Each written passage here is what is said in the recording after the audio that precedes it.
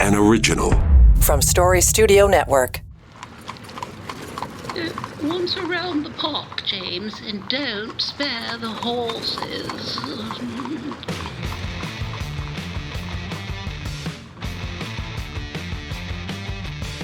Well, here we go. We are back at it. It is On the Ledge, your Ontario Politics podcast. Dave Trafford here with you. And as we record this session, it is the 7th day of November. And yesterday we had a rather animated and spirited conversation with our cast, the comms and strategy team.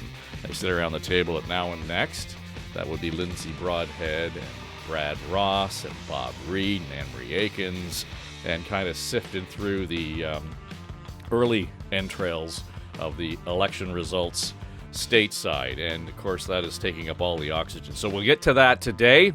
We'll talk about that. We'll get to a couple of the high-level conversations going around at Queen's Park as well. Whole question of voter subsidy. Good idea, bad idea. I can kind of see both sides of this, but we've got the brains in the room that know better than I do, so they'll be able to shed some light on that.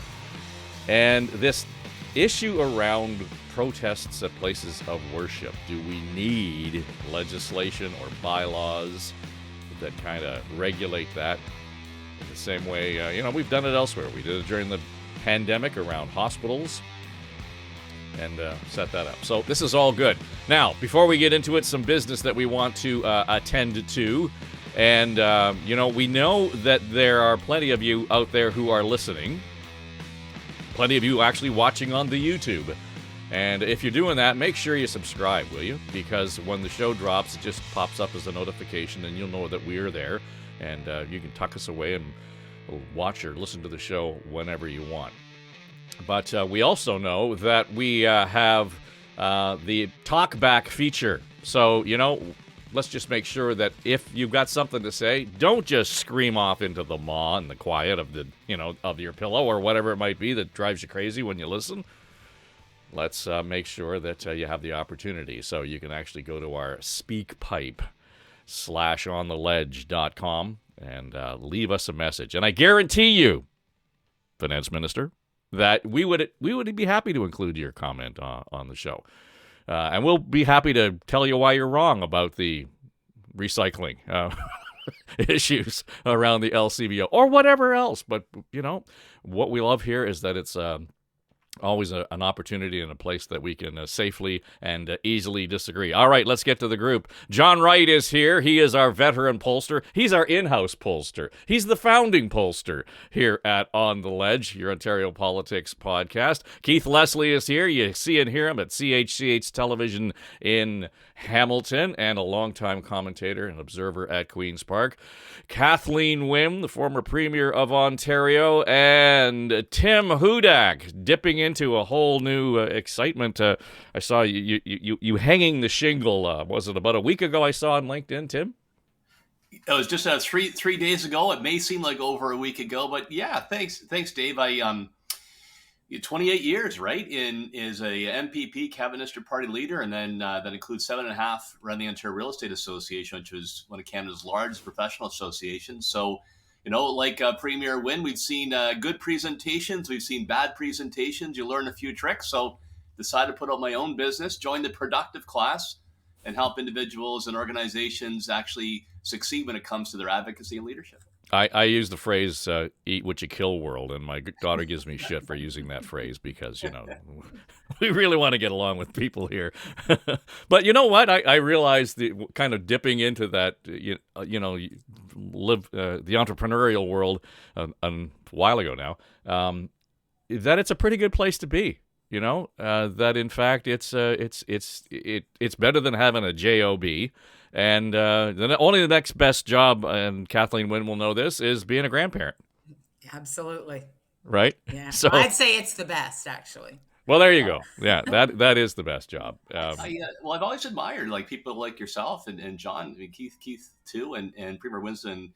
Great work after leaving politics and in supporting the community and various boards. But I've always admired folks, the entrepreneurs that had the guts to actually put out a shingle, go on their own, take that risk. I come from a payroll family. I've always been a payroll guy, so it's exhilarating and it's daunting.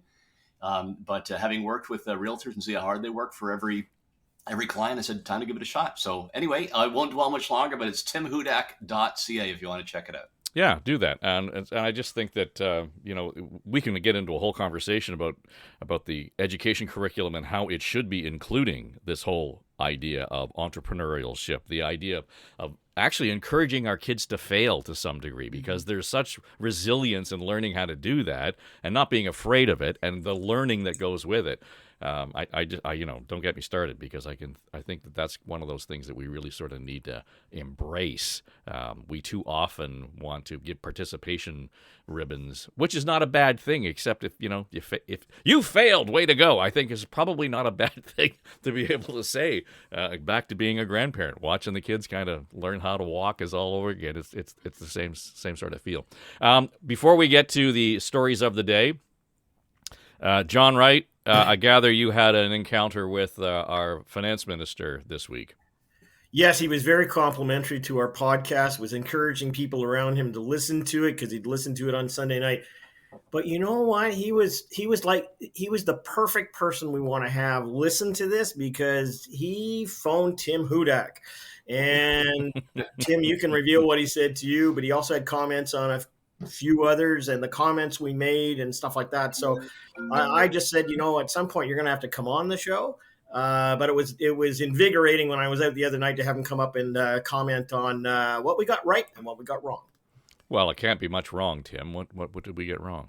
A couple things we may have been a little bit off. Hey, I don't know, David, consider it, but having it's great the finance minister watches and listens, and I'd give him a chance for rebuttal if we had that chance. Well, but you gave him big marks, so I can't be that was right. That can't be what was wrong.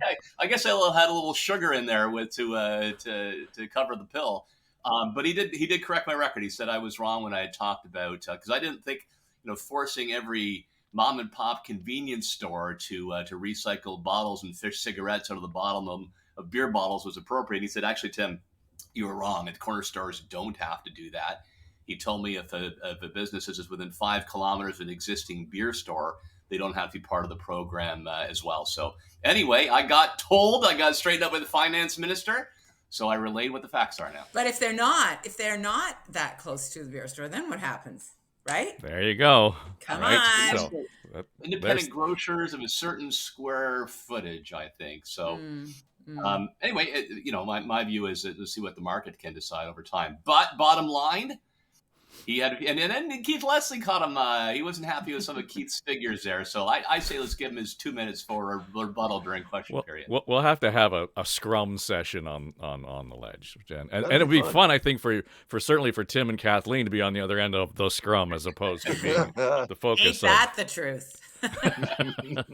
All right, so all of the oxygen this week taken up by the U.S. Election. We'll get into the It drove me freaking crazy every time we started talking about the outcomes and what went wrong, and the polls were at the top of the list. I'll give you a chance to get in on that, John, for sure.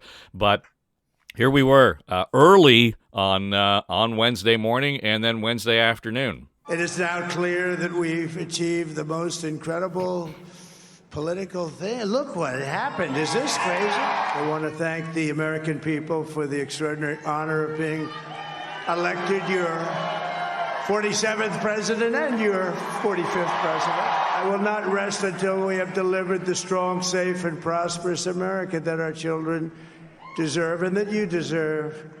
While I concede this election, I do not concede the fight that fueled this campaign.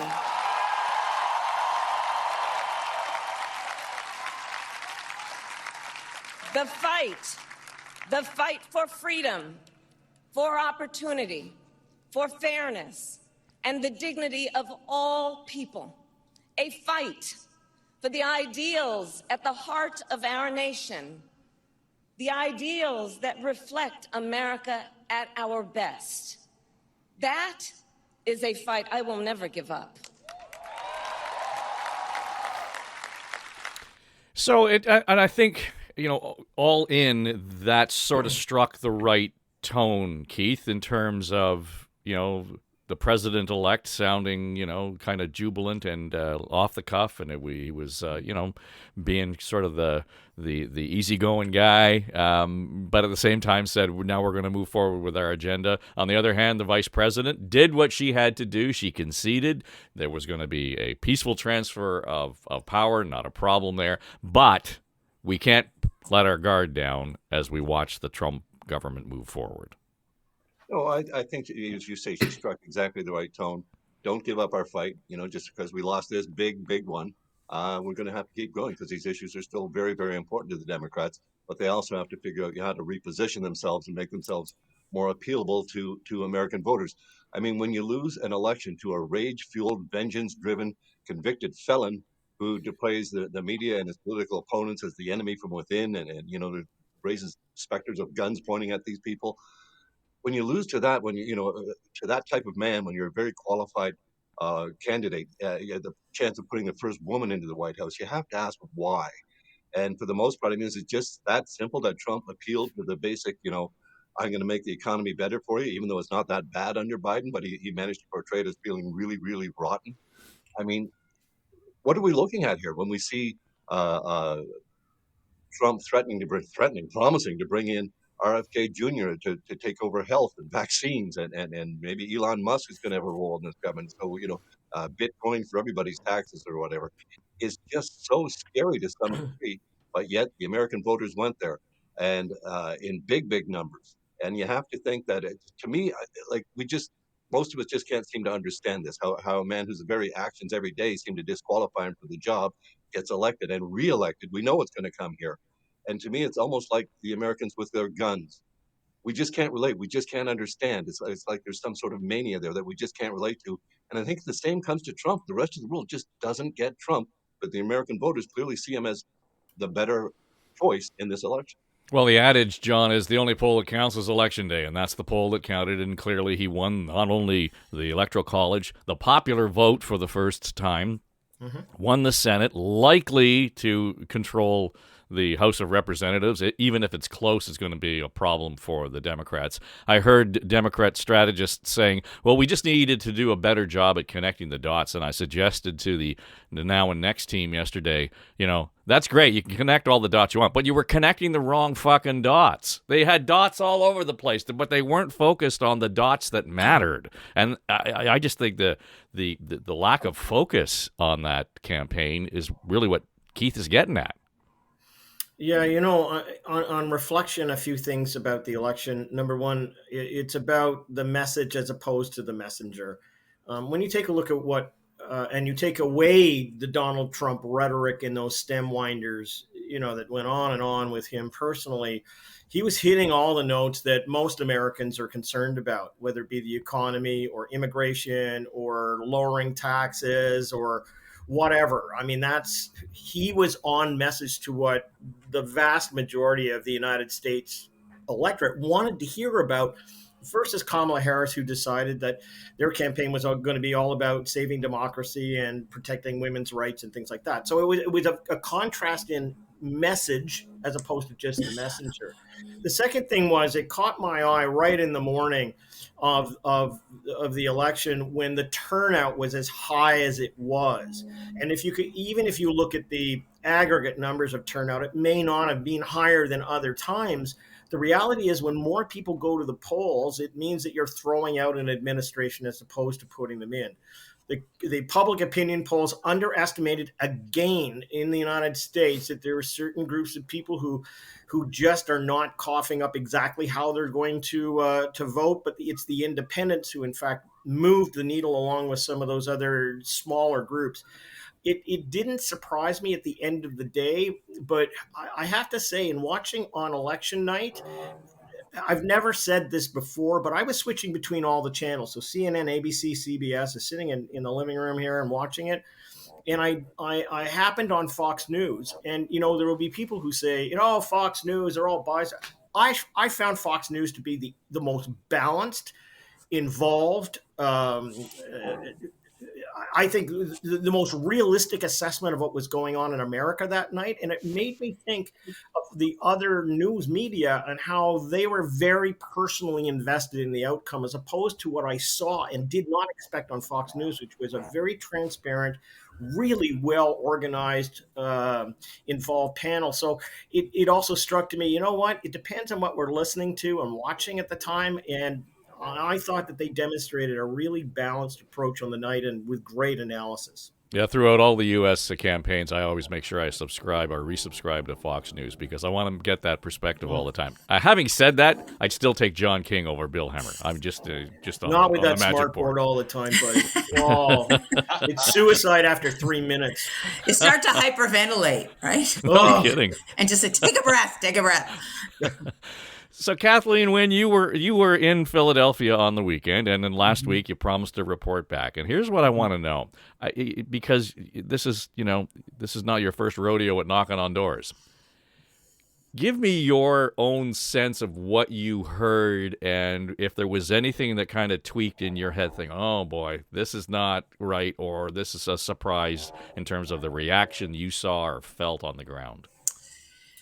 So we were in, my son and my sister who came over from Boston and I were in a very downtown Philadelphia neighborhood, 51st Street, 52nd Street, and Race. I mean, it was very working class. There was a fair bit of poverty, and we had a marked list. We had a marked Democrat list, and it was mostly women we spoke to, all Black women. And so I came away feeling exactly what was reflected in the final results, which is every one of these Black women is going to vote. They are motivated. They're going to go out. They came to the door and they just wanted to know where their polling station was. I mean, this was the end of the campaign, right? So they'd been contacted 4, 5, 6 times. They wanted to know, where was their polling station and what time did they have to vote? Like it was very straightforward. But we did not, we avoided talking to people who weren't on the list. So the husband, the brother, whatever, there were, and I did have a couple of encounters with men, and they were not as positive. Some of them were, but some of them were not. So I think what I experienced was, again, as I say, what was reflected. 92% of Black women voted for Kamala Harris, and the rest of the demographics did not vote for her in those numbers or anything like those numbers. So, so we were kind of buffered from that, Dave.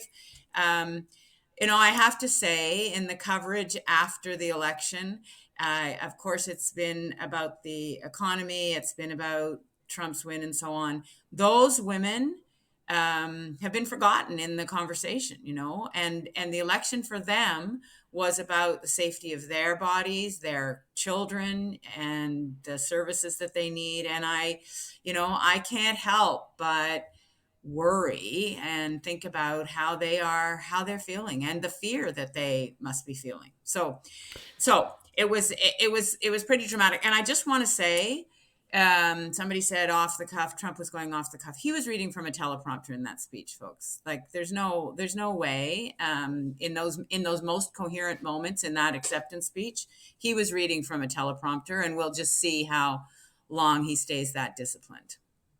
Well, and discipline is the issue here. And I think what's interesting, Tim, and I'll just make the comment and let you take it where you want, but it occurred to me that behind the curtain, there was a great deal of discipline. There wasn't necessarily a great deal of discipline by the candidate always at the podium, but the campaign itself, I think, after the election, after we could kind of look back at it and say, it was probably the strength of it. It was probably more disciplined than we thought it was otherwise, because the staff stayed in place for the entire campaign. Nobody expected that with Donald Trump at the helm, because you'd figure you're out of here, you're fired, whatever it might be.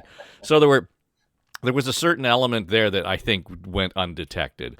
But moving forward now, the question is, will that discipline, to Kathleen's point, stay in place? And normally we would say, I know you didn't vote for me, but we're going to make sure that those women in Philadelphia are not forgotten. I'm not sure that I'm confident that that would be the situation with Trump, given past experience and his DNA politically.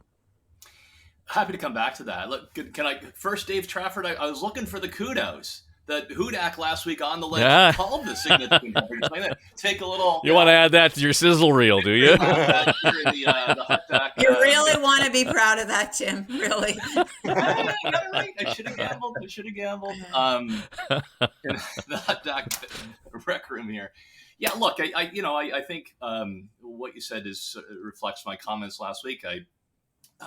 The Trump campaign did show discipline in connecting to the two issues that seem to drive, those swing voters and turnout for the Republicans around affordability. And then secondly, around immigration and the two trade-offs: immigration, the lack of security in your neighborhood, and also a concern about benefits like Social Security. And they stuck to that for a good part of the campaign.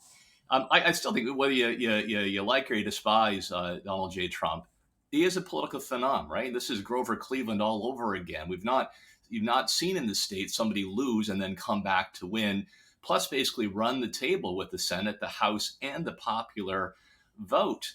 Part of that's the Democrats' fault, and I'll reinforce what I said before. It just struck me that saying Orange Man is bad was not going to be enough to get you over the top. And Kamala Harris did not, number one, answer a question effectively. How is she different from Joe Biden?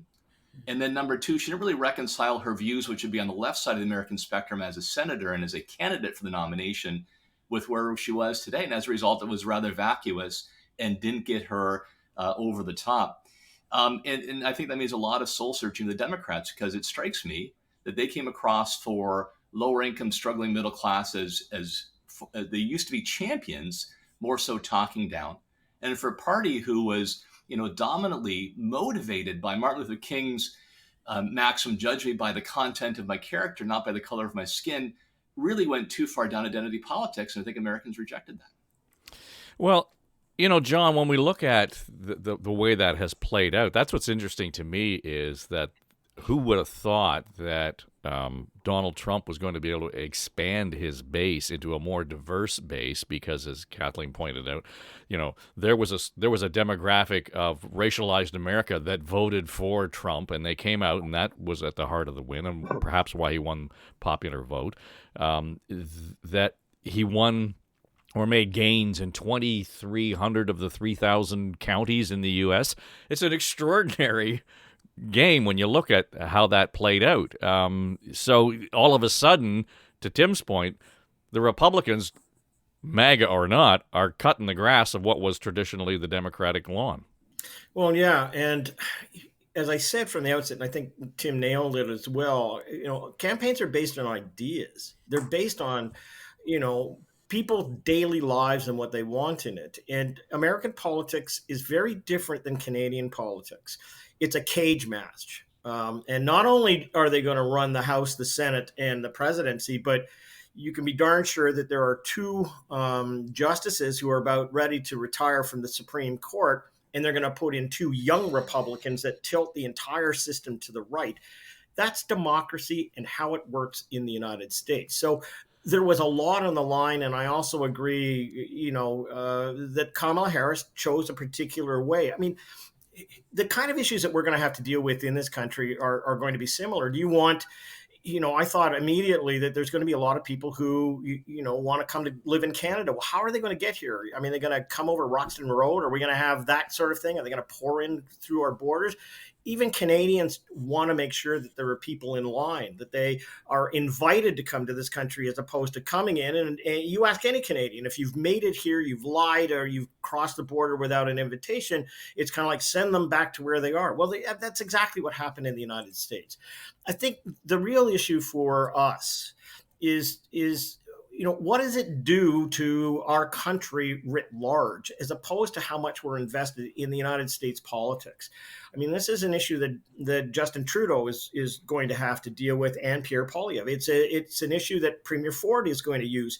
I mean, does it become an ingredient for him calling an election early in the spring to say, look, it's time for me to strengthen my hand. I need a mandate to do that. But I have to begin thinking more about our country and what matters, as opposed to simply about how Donald Trump is going to affect things in the United States. So we'll get a flavor of that maybe on one side or the other of the border, but at the end of the day, it comes down to my country and how it is affected, and I want our politicians to be able to have the hand to deal with it. Well, and I think what we'll do is we'll get to that point where it is going to take over the narrative to some degree, and needless to say, yesterday it popped up in a scrum with the premier.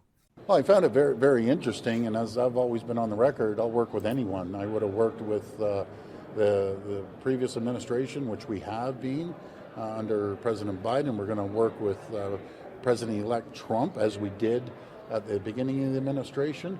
And we just want to work and have a fair trade deal. The president knows that 9 million Americans wake up every morning to produce products to ship to Ontario.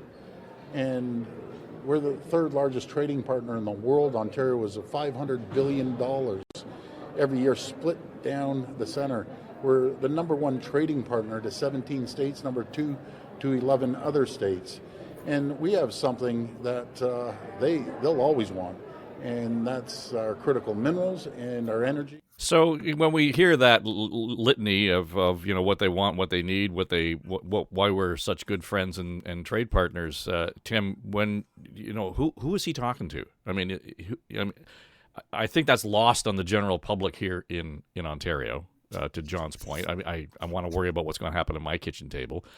But I get the point where we've got to really reinforce our relationship with the, Lake Superior governors and all that, and certainly with Washington to some degree. Who's the premier talking to there? Oh, governors, businesses that operate on both sides of the border, House of Representatives. It was the premier did a solid job. Other premiers as well. Look, I'm more of an optimist on this, or less of a pessimist. There's no doubt Trump's deeply flawed personality, erratic decision making. Just for the record, the phrase is nauseously optimistic. So I just want I saw that on the post. But look, I think that Prime Minister Trudeau, and with his right hand really on these issues, David McNaughton, I think, was a phenomenal ambassador for Canada to the U.S. It navigated that turmoil last time around, quite successfully. It engaged the strategy that I just talked about, Dave, but also in a direct relationship with Trump administration officials. Trump actually takes pride in the U.S.-Mexico-Canada trade agreement. Yeah, this is going to change parts compared to NAFTA, which he described as the worst deal in the history of the U.S. And I think this will mean that it'll be incumbent upon us, Canada, to say, okay, how can we approach these things on a bit of a North American-wide basis? So that'll mean taking a look at our contributions to defense spending. Personally, I think we should spend a lot more. Canada really lifted far above its weight in World War I, World War II, Korea, but now we're at the back of the pack with Slovenia when it comes to defense spending within NATO. I think North American-wide, look at issues around immigration and make sure refugee policy is consistent, or at least compatible. We'll be part of that as well. So yeah, there'll be unpredictability to it. But man, we had a recipe that actually worked before with good talent and smart heads to figure out how we can give them a win while trying to get the best win as we can for Canada at the same time. Keith, it just becomes one of those issues, though, where I think it's easy. It'll be a flash in the pan immediately in terms of the conversation. But I'm hearing already, and I saw some reporting this morning suggesting that the Liberals are going to try and raise money on it because they're going to paint the Ford administration like the Trump administration. I think that's a mistake. Oh, that's not going to work at all. In fact, I was just going to, before Tim brought up, I was going to give Premier Ford props for working this very hard. He's been working these relationships with the governors, not just the Great Lakes governors. Any governor he can get a meeting with, he's meeting with them. And he's been, laying the groundwork, making it clear how much Ontario, how much Canada sells to the United States, how much we provide. Basically 20% of what we export, even though we buy 75%, of their products are coming in here. So it's a very unfair trade balance thing for this. We need to be smart. We need to negotiate with them as we go forward. Tim mentioned it, the NATO spending. Absolutely. We're going to have to, if we're going to negotiate with Donald Trump, Canada's going to have to up its NATO spending to that 2% level, and not by 2032 or whatever the Liberal plan is at this point. The tariffs that Trump is promising to introduce, 10% global tariffs on everything. Well, what's that going to mean? What's going to be the definition of a car under this? We have a North American car, we have a Can-Am car. So Premier Ford's been working this relationship. I think Trudeau and the federal government, the ambassador, of course, have been working this as well. They know it's coming. They know what Trump's trade policies are going to be. So we have to negotiate smart. And part of this, apparently, this Bloc Québécois bill that's in the Senate now about supply management and protecting the dairy farmers. Apparently, if this gets passed, it'll be like a grenade. It'll launch a trade war between Canada and the United States because they see supply management as protectionism. And we've been using little lessening of the supply management contracts to get other deals with the United States in trade negotiations. So as we prepare to negotiate this successor to the NAFTA, the Canada, U.S., Mexico trade agreement, Canada has to be very smart, but we also have to be willing to give up the proper things to get what we need from this. But it has to be a business. Donald Trump is a very transactional guy, and we have to go into it with that, be willing to give some stuff to get back what we need. But if it's going to be just global protectionism and then Canada is treated as the rest of all the other countries by the Trump administration, it's going to be very hard on our economy. Well, and I think both Tim and Keith have spelled out the devil in the detail there, Kathleen. Yeah, and that's where it can be a problem. And right? I agree with both of you. I agree with what you're saying. But here's the thing. So when Trump was elected, I was the Premier of Ontario, and we had already begun in the expectation or in the thought that he might be elected. We had already started working very, very closely with governors. I met with 38 governors, Republican governors, many of them. And we were making exactly the point that Premier Ford just made. And the feds came in behind us and they were working, and Chrystia Freeland, she was establishing those relationships as well. And then Ford was elected and he continued doing that. So all of that is absolutely rational. That has to happen. We need to be on the U.S. We need to be in a different relationship to the U.S. than other countries. If Trump actually does bring in the tariffs he's talking about, but here's my concern. We don't know that the people around Trump are going to be as rational as the people were last time. Not that it was a rational administration. It wasn't. It was erratic. I think it's interesting that you guys think that he put forward a coherent platform. I would say he talked in generalities, and it was his personality and it was his orange face that got him elected, and his, man of the people, and change. I think that's what it was. And that Kamala Harris didn't have a coherent plan. She did. She talked about a plan. I just don't think, and this is my move away from the economic conversation and my concern, you can't underestimate, I think, that there was misogyny in this whole thing. I mean, we heard black men talking about not thinking that a woman was going to be able to run the place, that she wouldn't be tough enough. I heard women in interviews talking about, she just won't be able to stand up to people in other countries.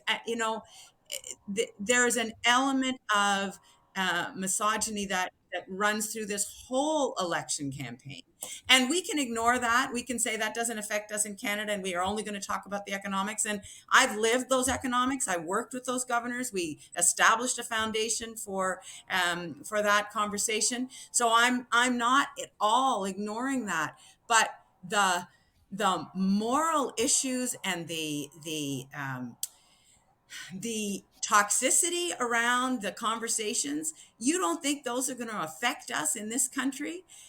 I just think we're dreaming in Technicolor if we don't think that kind of anger. Yes, we have anger here in this country, but it's partly been fueled by the first Trump administration and what people were given permission to do. Well, there's going to be more of that, and Well, that's it's been fueled by Pierre Poilievre taking a page right from Trump's playbook, right? Exactly. And that's what we're going to see. I think we're going to see more. The impact of Trump's re-election here is on Canadian politics, on the psyche of Canadian voters. It might be just that. Yeah. That we really don't want that to happen here. Right. I mean, Poilievre has been playing this, Canada is broken. It's all this. I'm going to fix it, restore our freedoms. I don't know that many Canadians feel that way, but spending $3 million in advertising to hammer it home to us, it's right out of the Trump playbook. And I think that should give a lot of Canadian voters cause for concern, because this is what Poilievre, he's using this because it's been successful, especially in the non-urban areas. So, I mean, we're going to see exactly the same thing here. And to Kathleen's point, Of course, misogyny played a huge role in the United States election. It was very obvious all the way through. Well, I don't think it was as much in 2016. I think that was that Hillary Clinton was just too establishment of a candidate. She was representing the establishment in an anti-establishment time. But this time, the biggest knock I had against Kamala Harris was that she never held a news conference. And I think a lot of people use that against her to show that she's weak. She didn't, couldn't take the questions. I don't think that's true, but it fed those conspiracy theories. So we have to be able to counter that. She should have been able to hold a news conference. The former premier and former PC leader here talked about, hey, they'd like to be on this side of the scrum. Well, she should have had one. I mean, it made a big difference because, it's difficult. It's a lot harder than taking it in the House to have reporters coming in from every angle, including from behind you, throwing questions at you. So I thought that hurt Kamala Harris overall. But for the most part, that misogyny, absolutely, I agree with you completely, Kathleen, absolutely played a role in this election. yeah, but let me jump in just for a second. I mean, we just had a British Columbia election where the majority of the House is women. Show me, Premier Wynne, Kathleen Callbeck, Christy Clark, Daniel Smith. I mean, we have a very, very different situation here, and yes, misogyny may play into it, but I don't think that's the issue. I think the real issue for the Liberals and the NDP in this country are, do they have an agenda that matches what the public opinion is expecting? We have 75% of the people in this country, which are, to last time I checked, a vast majority of individuals who want change. I mean, Prime Minister Trudeau's approval rating is at 26%. If he leads his party, he's got 22% of the vote right now. So you have, the majority of women who are voting for Mr. Poilievre as well. So I get it. I just sometimes think that Canadians have to think more in a nativism way in this country as the Americans think in their country, in the sense that we have a different reflection. And God bless the Americans for what they've done in the last number of months and having a campaign about this where they decided on the issues. But that's not our country, and we have a different tradition here and a different circumstance. But I mean, remember that the majority of women now are not voting for the Liberal government, and a lot of that is defined by the fact that we're tired of them, and secondly, they don't have an agenda. I mean, they're very much like Kamala Harris. Remember, Kamala Harris went to the people and said, "I'm for the middle class," and it was kind of like, where have I heard that before? They've got to have a coherent thing that clicks into people. And right now, the Liberals don't have that either. No, I'll add two points if I could, and then I'll take it back to the original topic. I don't buy this Poilievre Trump connection at all. I don't think public does. That dog simply don't hunt. And then number two, I agree with the Premier. I think it's better. But still, women candidates do face a steeper hill to climb than men do. Like as a proud father, $2, nothing made me happier. If Miller or Maitland took their place in the legislature, Parliament, I would be thrilled. And I hope by the time they get to that age, if they do get in politics, it'll be more level. And I do see, the kind of vitriol that Debbie gets as a News Talk 1010 host that men would not get. My last point, too, the one I forgot, Dave, I want to throw back on the table. The other point of alliance that may help us in other negotiations is on China. China has picked on Canada like a schoolyard bully. We've got some major concerns with them. So I think ways to work with the Trump administration, Australia, Starmer in the UK, etc. I think that's going to be ultimately in Canada's interest as well when it comes to trade, spying, and election interventions. The only thing I would say about the question of misogyny, and I'm not sure that we can apply this to a political stripe in the United States. It's culturally ingrained, and that's the issue. And I think it's even more scary if you look at it from that perspective. That there were Democrats, probably not as many, but there were Democrats who questioned the capability of Kamala Harris as well as Republicans. So getting at that grassroots response and reaction culturally, I think, Kathleen, is the real challenge. It's not just a political solution, is it? No, no, and I say that when I'm talking to groups of young women, because they ask me what I faced when I was in politics, and I say, well, I faced much of what you face in your life because it's everywhere. There's systemic misogyny, and I'm not I'm not saying the whole election turned on sexism or misogyny. And in this country, sure, there have been women who have been elected to leadership. 16 women have been in first minister's positions in our entire history. So that's all premiers and all prime ministers. There's 16 women. So we're kind of behind in terms of those numbers, but that's a systemic issue. I agree it's cultural. I think what I'm saying is that this election in the United States fueled a lot of anger about that and a whole lot of other things. And that anger is going to flow across the border. It already has. And I do think Polyev has benefited from, or they've chosen to take some of the lessons from what Trump has done in the States. I can say anything, I can lie, I can be mean, I can be rude, I can be nasty, and I can do that with impunity because that makes me one of the people, and my base loves that, and I'm different than the other guy. So, that's what Trump ran on. I'm a crude, vulgar, lying, whatever, all the descriptors. And that's okay because people love me and I'm going to be elected. And I think we're going to be facing that here. I'm not even being an apologist for the current federal government here. I'm talking more about political discourse. I'm talking about civility in our society. And I'm very worried. I think that a lot of the guardrails have fallen off already. And I think with his reelection, more of them will fall off. Yes, we could probably keep this conversation going for another hour and a half, but I do want to get to the other subjects on the agenda today, and I think it's one of those things kind of down in the weeds a little bit, but we start talking about announcing this extension to the per vote subsidy, and Keith, you've watched this kind of unfold for a while. I don't think most people, first of all, realize that there is a subsidy per vote for the legislative, for the parties in the legislature. No, I don't think they do. But it's actually a pretty good idea, especially for the opposition parties who have a much more difficult time raising funds. What we saw here, though, this is unusual because Premier Ford promised in campaigning in 2018, he called it political welfare, just as corporate welfare, the handouts. He promised to end both. And here we have the government. It was supposed to end at the end of this year, these political subsidies to each party. But the government, and of course the opposition parties all agreed very quietly, said, sure. They've extended it now till the end of December 2026. So even if the election is put off until it's scheduled of June 2026, this will give all the parties funding well past the next election date. As I say, I think it's a good idea for opposition parties, but of course, because it's a per vote subsidy, the Ford government basically got nearly $5 million in the past year for its per vote subsidies, whereas the Liberals and the NDP got just under $3 million and the Greens got under $1 million overall for the year. But to me, I mean, it makes sense. As I say, it particularly helps the opposition parties.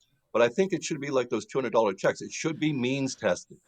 And I think that, to me, it's a very simple means test. If you've got a majority government, your ability to raise funds outsurpasses all the other parties combined. So if you've got a majority government, you don't need the per vote subsidy, but give it to all the other parties as long as they have enough candidates in every riding and meet all the other rules. That'd be my take on it. But I think it should be continued because it really is and gets more and more difficult to raise funds for the opposition parties. And a government, of course, is just, they're in the catbird seat when it comes to fundraising. And a little side note on this, the government couldn't have their biggest fundraiser of the year, which is the Premier's Dinner. They had to cancel it last year because of the Greenbelt scandal. So, gee, all of a sudden the Ford government wants to continue the per vote subsidy until the next election. I wonder why that could be. It's just because they love the opposition parties so much. I know Kathleen agrees with me. I totally agree with you, Keith. And here's the thing: when I read the article, it's like, okay, why are they doing this? Why are they? Well, their fundraising's down $2 million this year. Come on, it's so transparently obvious. And fine, I mean, the popular vote that the NDP and the Liberals got, it's relevant and it's a great thing, as Keith says, for the opposition parties. But this was not out of the goodness of Doug Ford's heart. This is because their fundraising numbers are down and they're going to put it in place and get themselves past the next election. Anyway, whatever. Look at all that cynicism seeping in again, Tim. What's going on here? I know all these cynics. Well, number one, I don't like this, and I'll tell you why, Dave, for two reasons. But I do agree with the premise that Freud's old line, sometimes a cigar is just a cigar.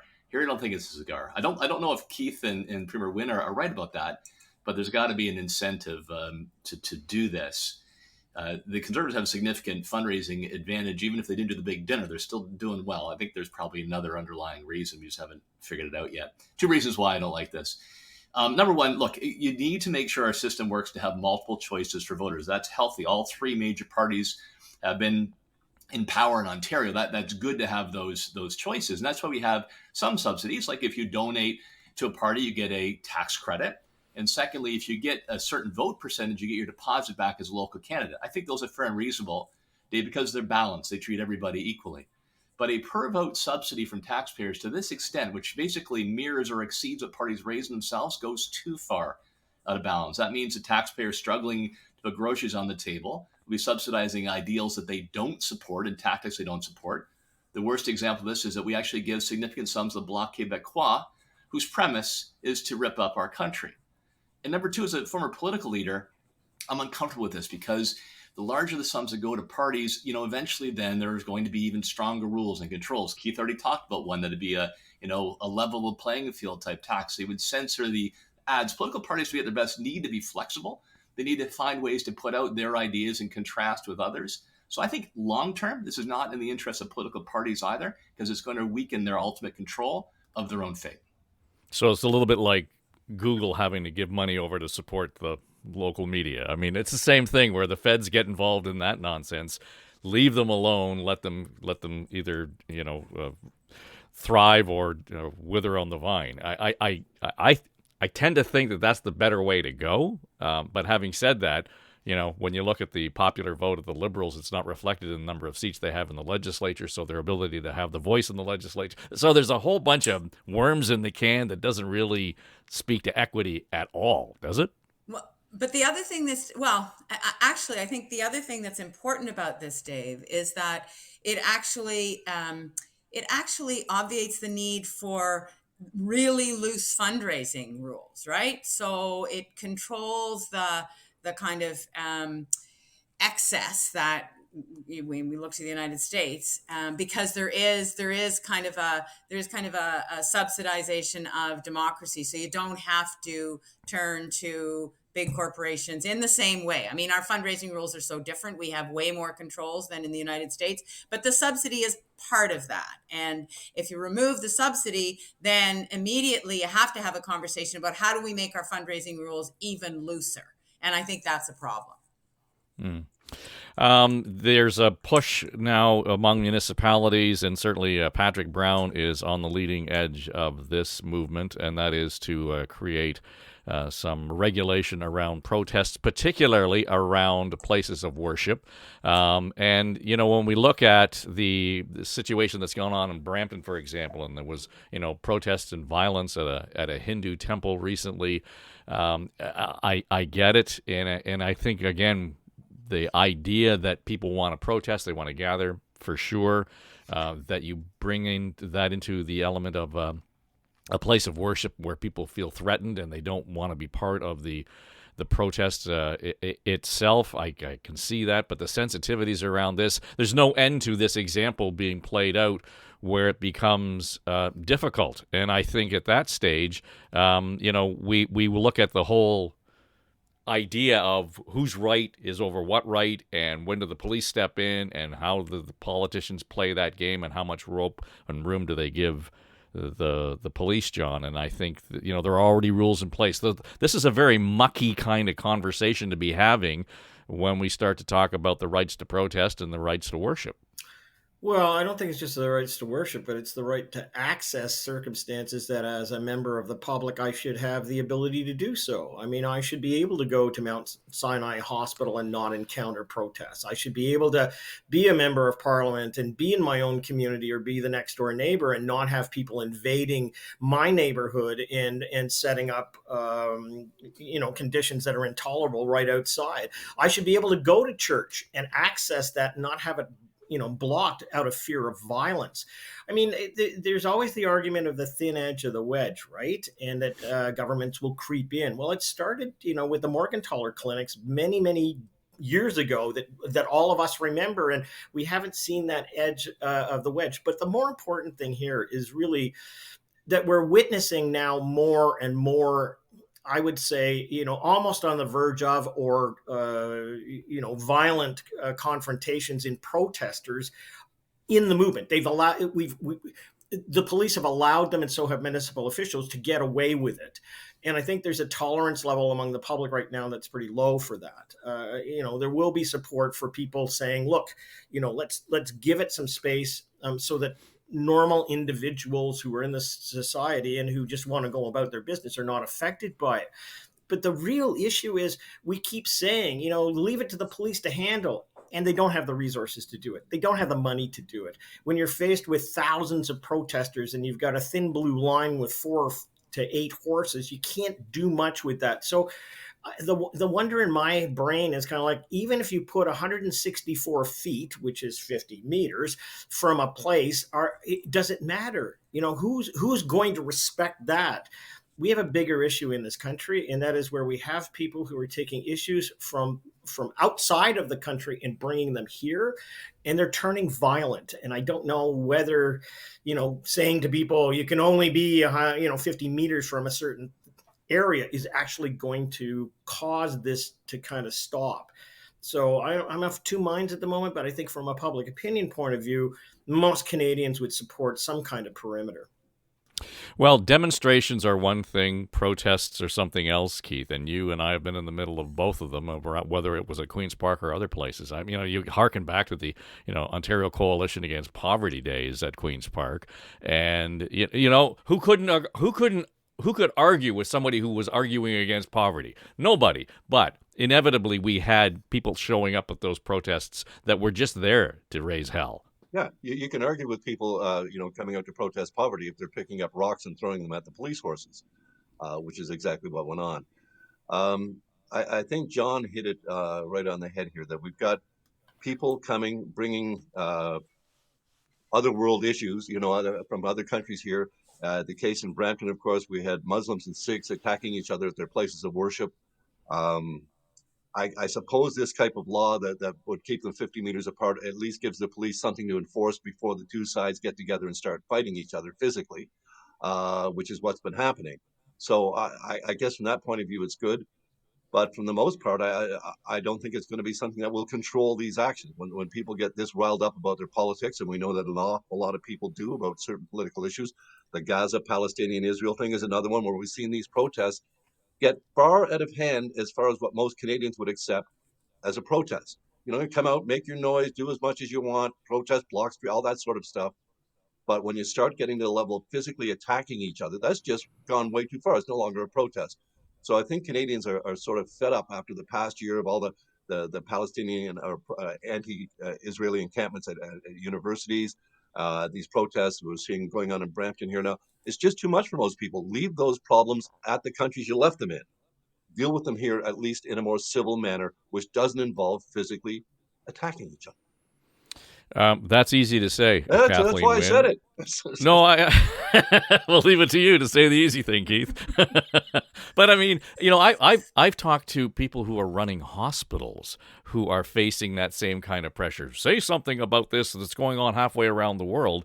That's not my lane. So I can see where that's an issue. But at the same time, we've built the country based on that level of diversity, and those folks were more than welcome and productive in contributing to this community. So I don't know, and you and Tim would have dealt with this far more than certainly Keith, John, or I, but in terms of how, the question landing on your desk, What do you do about that? I mean, you got to balance it, but at the same time, I'm not sure the answer is keep your troubles over there.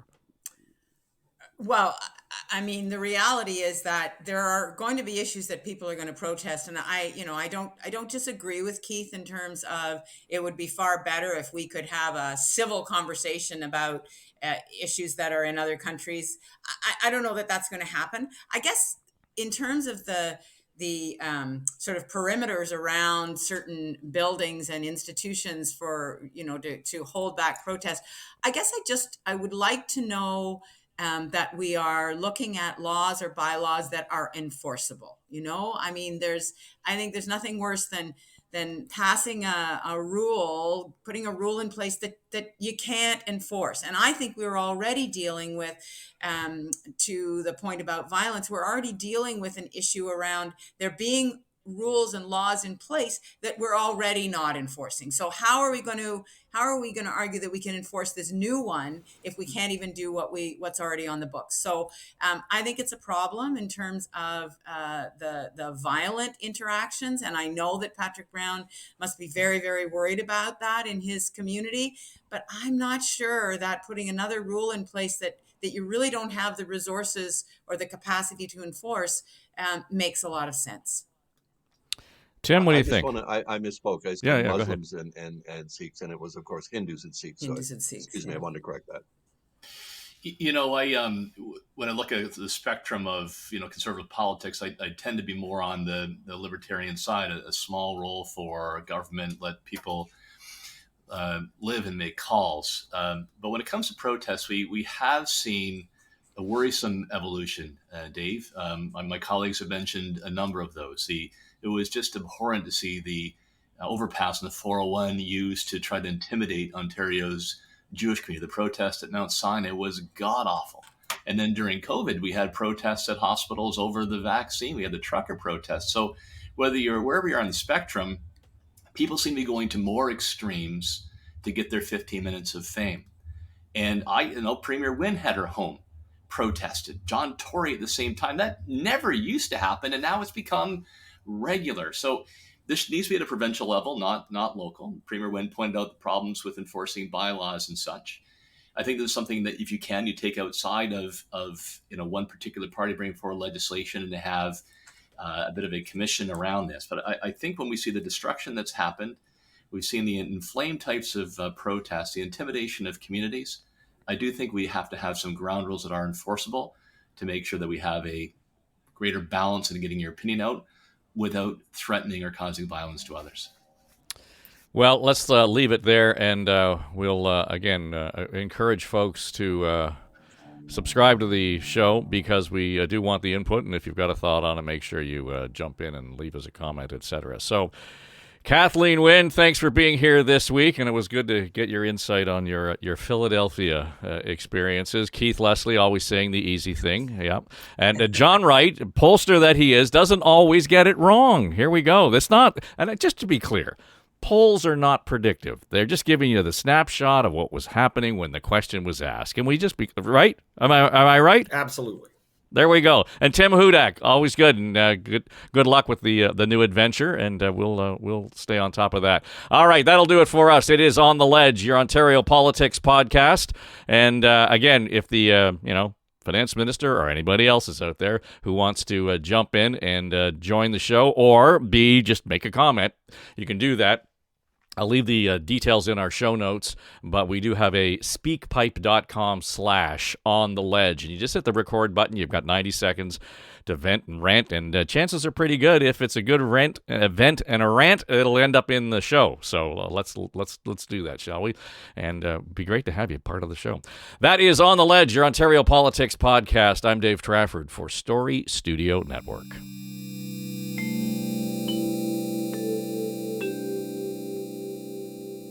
This is SSN. Story Studio Network.